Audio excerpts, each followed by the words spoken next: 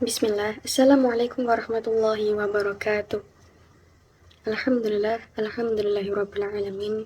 Wassalatu wassalamu ala asrofil anbiya'i wal mursalin sayyidina wa maulana Muhammadin wa ala alihi wa sahbihi ajma'in, amma ba'du. Perkenalkan, nama saya Safa Amatisya dari kelas PAI 2C.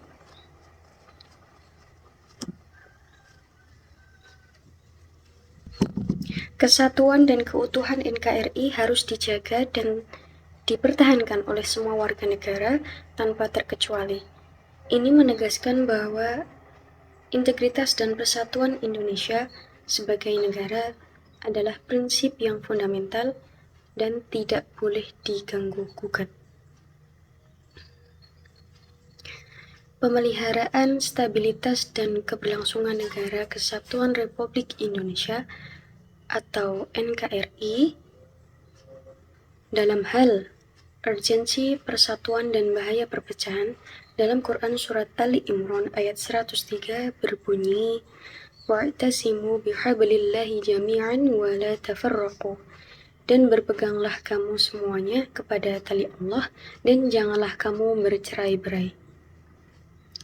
Imam Al-Baghawi dalam kitab tafsir menyebutkan sahabat Ibnu Mas'ud menafsiri kata hablullah dengan arti jamaah.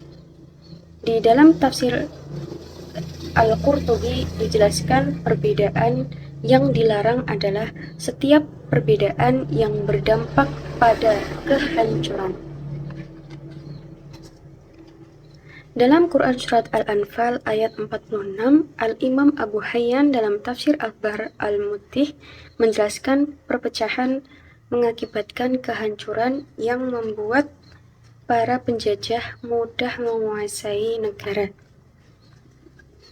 Dalam perpecahan, banyak bahaya yang dapat menghancurkan seluruh sendi kehidupan, baik dari beragama, berbangsa, dan juga bernegara.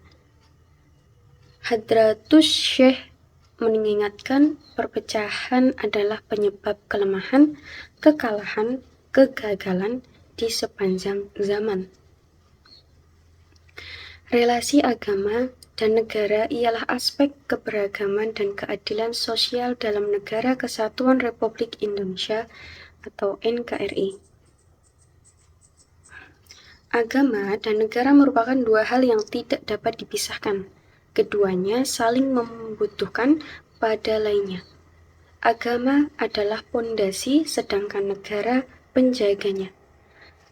Agama tanpa negara sia-sia, karena untuk menegakkan berbagai perintah, juga anjuran maupun menghindarkan larangan secara optimal, perlu keterlibatan negara. Sebaliknya, negara tanpa agama akan hancur, karena agama membekali pemeluknya dengan kelengkapan aturan sesuai posisi masing-masing untuk dipertanggungjawabkan di hadapan Allah Subhanahu wa Ta'ala. Agama merupakan prinsip yang menjadi landasan bagi para pemeluknya untuk melakukan amal terbaik sesuai bidang masing-masing, termasuk para penyelenggara negara dalam menentukan kebijakan yang membawa kemaslahatan bagi warganya. Nasionalisme dalam pandangan Islam. Nasionalisme ialah paham kebangsaan atau persatuan bangsa dan cinta tanah air. Nasionalisme harus terpatri dalam sanubari setiap anak bangsa demi menjaga semangat mempertahankan, siap berkorban, dan berjuang demi bangsa sehingga tetap lestari dan kemajemukannya baik di bidang agama, suku, dan budaya dapat terpelihara menjadi kekuatan yang real untuk memperkokoh kedaulatannya. Dengan demikian, tercipta suasana kehidupan dan mengasihi. Menurut Ismail Haqqi dalam tafsir Ruh Al-Bayan dalam surat Al-Qasas ayat 85, itu terdapat isyarat bahwa cinta tanah air merupakan bagian dari iman. Sementara menurut pakar hadis Syekh Ismail bin Muhammad Al-Ajluni, cinta tanah air merupakan hal positif apabila sebabnya adalah menyambung persaudaraan dan mengasihi fakir miskin serta anak yatim. Bentuk negara dalam pandangan Islam.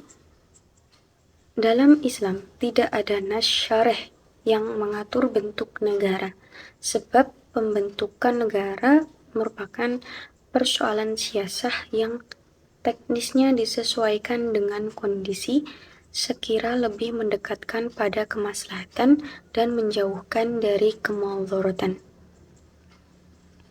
Seandainya bentuk negara ialah bagian dari syariat baku, tentu secara spesifik Al-Quran sudah menentukannya.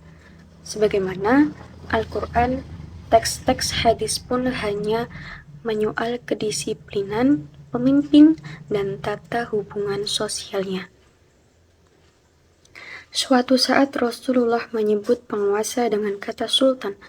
Pada kesempatan lainnya, dengan kata imam, semuanya semakin menegaskan persoalan bentuk negara merupakan bagian dari siasat. Kenapa harus mempertahankan NKRI? Mempertahankan NKRI sejatinya mempertahankan eksistensi Islam, sebab dalam konteks keindonesiaan agama bisa tegak bila masyarakat bersatu damai. Mempertahankan NKRI yang merupakan bagian dari 4 pilar bangsa, yakni Pancasila, Bhinneka Tunggal Ika, UUD 1945, dan NKRI, ialah siasah syariah yang paling efektif untuk mengakomodir kemaslahatan hidup beragama, berbangsa, dan juga bernegara di bumi Nusantara dengan segala keberagamannya. Pancasila tidak bertentangan dengan nilai-nilai Islam. Pancasila sebagai asas tunggal dalam kehidupan berbangsa dan bernegara tidak bertentangan dengan nilai-nilai Islam yang juga menjunjung tinggi kemanusiaan. Di antara bagian siasah Rasulullah SAW adalah menyatukan keberagaman dari berbagai suku dan agama menjadi satu kesatuan bangsa. Dengan kesepakatan bersama, Islam dapat melindungi segenap bangsa dan berdakwah secara santun seluas-luasnya tanpa sibuk dengan berbagai polemik yang destruktif dan kontraproduktif. Hal ini semakin mempertegas asas tunggal Pancasila tidak bertentangan dengan Islam. Kenapa tidak menerapkan syariat secara kafah?